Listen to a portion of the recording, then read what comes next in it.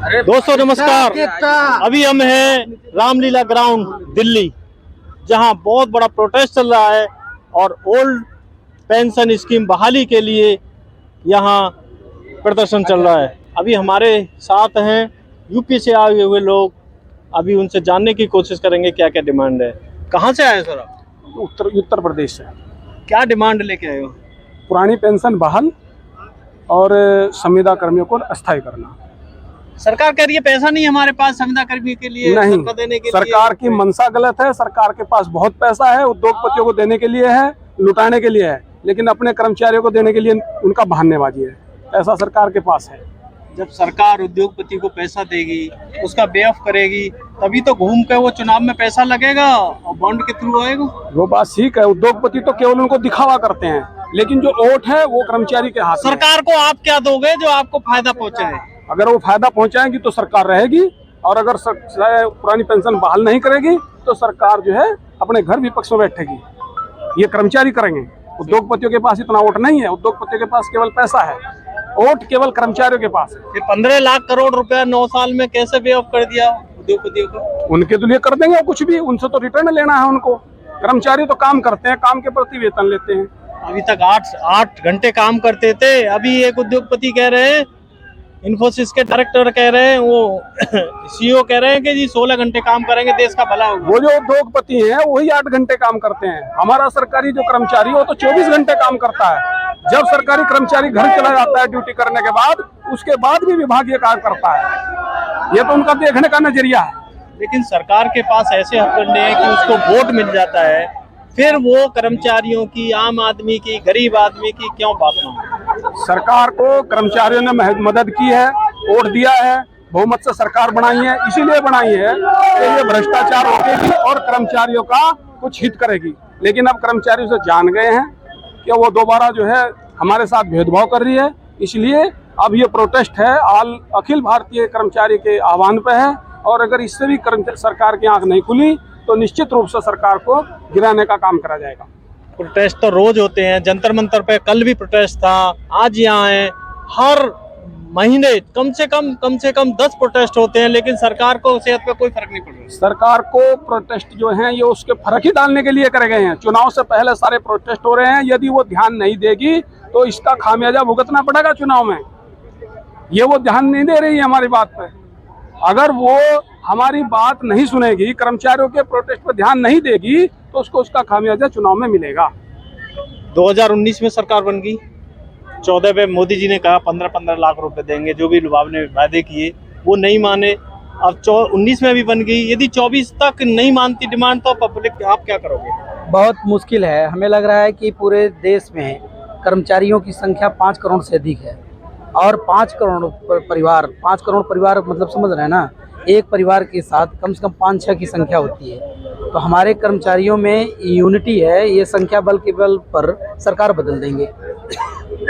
मोदी जी के पास ऐसा हथियार है, वो ताली थाली बजवाएंगे और वोट मिल जाएगा। मुझे नहीं लगता, जनता सब जानती है। और जहाँ तक कर्मचारियों की डिमांड है, मांग है, वह लोकहित और जनतंत्र को देखते हुए, हमारा देश समाजवादी देश है, सब पंथ निरपेक्ष देश है और लोक कल्याणकारी देश है। हम अपनी मांग, अगर पेंशन मांग रहे हैं, कोई भीख नहीं मांग रहे हैं, और पेंशन हमारा हक है। सरकार जो भी काम करती है, चाहे वो पुरानी स्कीम खत्म की, तब भी ये कह रहे थे कि लोगों की भलाई के लिए है, मार्केट में पैसा लगेगा, सरकार का भला होगा, एम्प्लॉय का फायदा होगा। वहाँ पता चल रही है कि किसी को 1500 रुपये पेंशन आ रही है, किसी को 2000 रुपये आ रही है, उससे ज्यादा तो वृद्धा पेंशन आ रही है लोगों की। सबसे बड़ा सवाल है कि अगर इतना ही फायदा है तो सरकार क्यों नहीं ले लेती नई पेंशन? एनपीएस क्यों नहीं ले लेती? पुरानी पेंशन 3 ले रहे हैं। अगर फायदा है तो एनपीएस ले लेना। बिल्कुल फायदा नहीं है, पुरानी पेंशन में ही फायदा है, और पुरानी पेंशन कर्मचारियों का हक है और उसे लेकर रहेंगे सब। लेकिन मेरा आपसे कहना यह है, जब कोई वोट मांगने आता है कैंडिडेट, तो आप उससे ये पूछो कि आपकी कितनी तनख्वाह आ रही है, कितनी पेंशन आ रही है। लेकिन लोग, वोटर की बात है, मैं आपको इंडिविजुअल नहीं कह रहा, वो तो ये देखते हैं कि मेरी जाति का है, धर्म का है, नहीं है, उस हिसाब से वोटिंग हो रही है। बिल्कुल ये चीजें होती रही है, लेकिन इस बार ये चीजें नहीं होंगी। इस बार जाति धर्म मजहब से ऊपर उठ करके लोग वोट करेंगे, और जो जनतंत्र के मुद्दे हैं वो बहुत ही इस समय ये समझ लीजिए कि बड़े बड़े पैमाने पर उठ रहे हैं और ये सरकार की दुर्व्यवहार की नीति है। पुरानी पेंशन को उनको बहाल करना ही करना होगा। मैं ये कहता हूँ, ये जो इन्होंने पैसा लगा रखा है, ये PFRDA पैसा लेती है NPS में, न्यू पेंशन स्कीम में ये PFRDA में पैसा जाता है, जो कि बाजार आधारित, टोटली बाजार आधारित NPS है।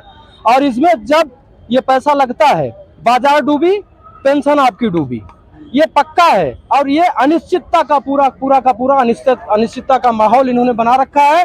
और OPS की बात मैं करता हूँ, OPS निश्चित तौर पर, निश्चित ही ये पुरानी पेंशन सबके हित में है।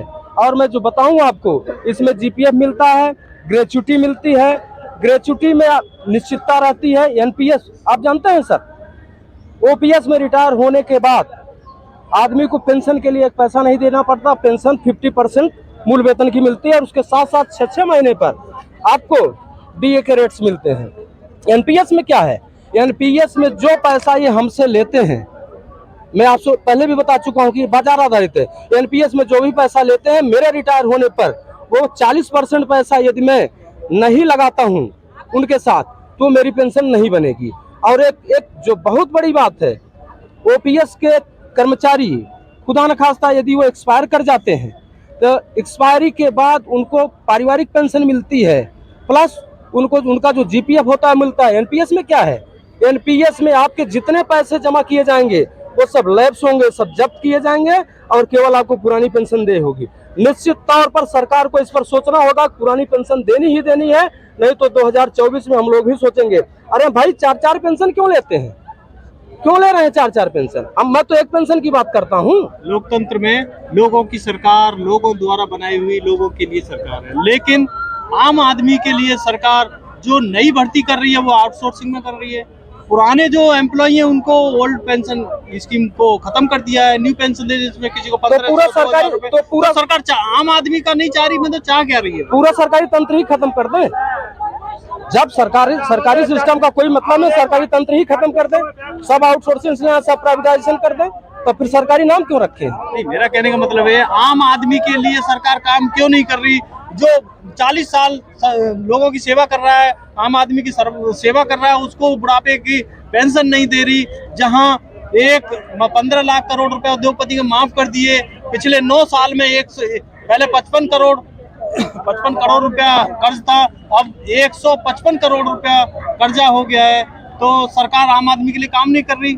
नहीं, आम आदमी के लिए काम कर रही है, लेकिन मैं बताऊं कहीं न कहीं से पूंजीपतियों का हाथ इसमें रहता है और उनके ऊपर कहीं से भी प्रेशर नहीं रहता है। वो 1 लाख करोड़ लेके भाग जाए, 1000 करोड़ लेके भाग जाए, उनके ऊपर कोई प्रेशर नहीं रहता है। बाद में ये होता है कि वो दिवालिया हो गई, बैंक दिवालिया हो गई, वो संबंधित जो वो व्यापारी है वो दिवालिया हो गया।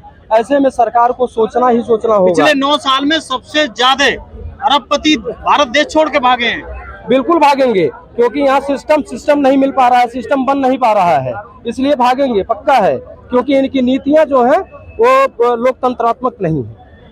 हम ये बताना चाह रहे हैं कि पुरानी पेंशन का लाभ कर्मचारियों को नहीं, सरकार को भी है। जो न्यू NPS में जो पैसा कट रहा है हमारे कर्मचारियों का, वो सारा कंपनियों के पास जा रहा है। गवर्नमेंट को खुद नहीं पता कि पैसा कहाँ जा रहा है। और जब हम पुरानी पेंशन की जो स्कीम थी उसमें जो हमारा पैसा कटता था वो सारा गवर्नमेंट के पास जाता था, गवर्नमेंट उससे अपने असिस्ट बनाती थी और उसके देश की तरक्की होती थी। लेकिन अब जो है जिसकी हम बहाली की मांग करते हैं, पेंशन की बहाली की, ये हमें तो निश्चितता के लिए है, लेकिन सरकार को भी इसका लाभ है। सरकार तो खुद अपनी सरकारी कंपनियों का पैसा प्राइवेट कंपनी में लगा रही है, LIC का पैसा उसमें अडानी की कंपनी में लगा है।